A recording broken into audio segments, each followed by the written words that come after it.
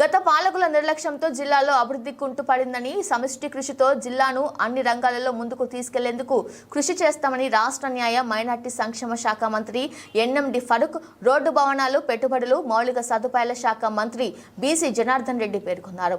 నంద్యాల పట్టణంలోని జిల్లా పార్టీ కార్యాలయంలో డోన్ ఎమ్మెల్యే కోట్ల సూర్యప్రకాష్ రెడ్డి, ఆలగడ్డ ఎమ్మెల్యే భూమా అఖిలప్రియ, శ్రీశైలం ఎమ్మెల్యే బుడ్డ రాజశేఖర్ రెడ్డి, పాణ్యం ఎమ్మెల్యే చరిత్రరెడ్డి, టీడీపీ జిల్లా అధ్యక్షుడు మల్లెల రాజశేఖర్లతో కలిసి మంత్రులు పాత్రికేయుల సమావేశం నిర్వహించారు. ఈ సందర్భంగా రాష్ట్ర న్యాయ మైనార్టీ సంక్షేమ శాఖ మంత్రి ఎన్ఎండి ఫరూక్ మాట్లాడుతూ, ప్రజలకు వాగ్దానం చేసిన మేరకు ప్రభుత్వం అన్ని కార్యక్రమాలు చేసుకుంటూ అభివృద్ధి పదంలోకి తీసుకెళ్తామన్నారు. వర్షాభావ పరిస్థితుల వల్ల నంద్యాల పట్టణంలో త్రాగునీటి సమస్య తీవ్రంగా ఉందని, అదనపు ఎస్ఎస్ ట్యాంక్ నిర్మాణం కోసం ప్రతిపాదనలు సిద్ధం చేస్తామన్నారు. గోరుకొల్లు రిజర్వాయర్ నుండి అదనపు పైప్ లైన్ ద్వారా నీటిని సరఫరా చేసేందుకు ప్రణాళికలు సిద్ధం చేస్తున్నామన్నారు. మొదట పార్టీ అధికారంలోకి వచ్చిన తర్వాత శాసనసభ్యులము మంత్రులందరూ కూడా కలిసి ఈరోజు ఇక్కడ సమావేశం కావడం జరిగింది.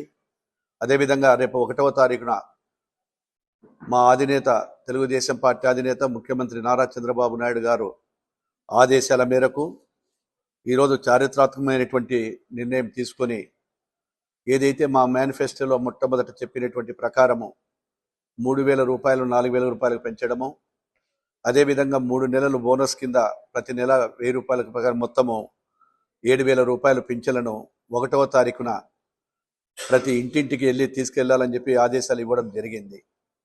దానిలో భాగంగా 1వ తారీఖున శాసనసభ్యులము, తెలుగుదేశం పార్టీలో ఉన్నటువంటి అందరూ కూడా, ప్రతి కార్యకర్త కూడా మనం ఏదైతే చెప్పిన మాట ప్రకారం ఇస్తున్నామో వాటన్నిటిని ప్రజల్లోకి తీసుకెళ్లి వారికి అందజేయడం జరుగుతుంది. గతంలో నంద్యాల జిల్లాలో 65,86,00,000 రూపాయలు పంపిణీ చేయడం జరిగింది. పెంచినట్టు దాని ప్రకారము 150,23,00,000 రూపాయలు పెంపకం ఇప్పుడు ఇవ్వడం జరుగుతూ ఉంది.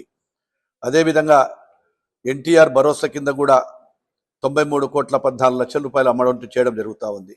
అంటే ఈరోజు ఆ రోజు ఏదైతే అధికారంలో ఉన్నప్పుడు వైఎస్ఆర్ పార్టీ నాయకులు 2,000ను 3,000 చెప్పి మొదట మేనిఫెస్టోలో చెప్పి మాట తప్పి, ఆ రోజు కూడా వాళ్ళు అంచెలంచెలుగా పెంచుతామని చెప్పి ఎన్నిక అయిన తర్వాత, ముఖ్యమంత్రిగా అయిన తర్వాత అంచెలంచెలుగా 250 రూపాయలు మాత్రమే పెంచడం జరిగింది.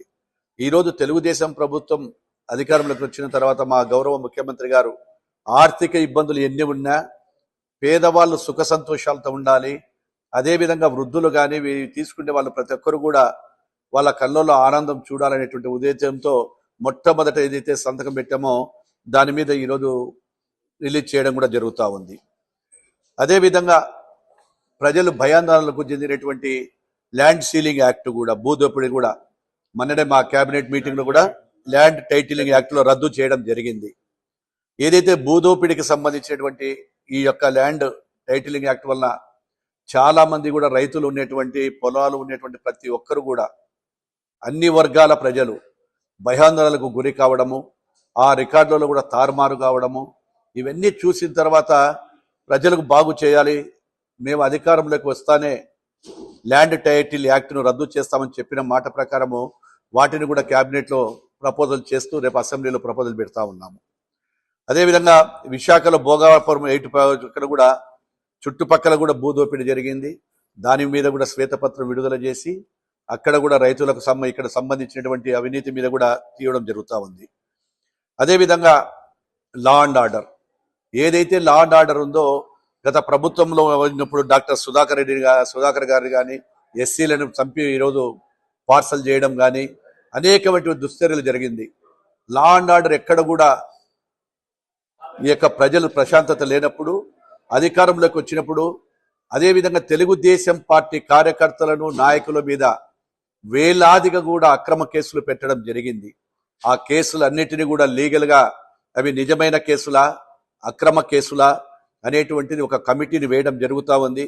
అది కూడా అఫీషియల్ కమిటీ వేసి వాటి ద్వారా ఏ విధంగా చర్యలు తీసుకోవాలి, అక్రమ కేసులు పెట్టినటువంటి అధికారులు, పోలీస్ అధికారులు కావచ్చు, ఇంకా వేరే వారు కావచ్చు, ఏదైనా అక్రమ కేసులు పెట్టినటువంటివి అక్రమదారుల మీద వాటన్నిటి మీద ఒక కమిటీ వేసి త్వరలోనే కార్యకర్తలందరినీ కూడా కాపాడుకోవటం, అదేవిధంగా అక్రమ కేసులు పెట్టినటువంటి నాయకులు, ఇది యొక్క నాయకులు మరియు డిపార్ట్మెంట్ల మీద కూడా చర్యలు తీసుకోబోతుందని చెప్పి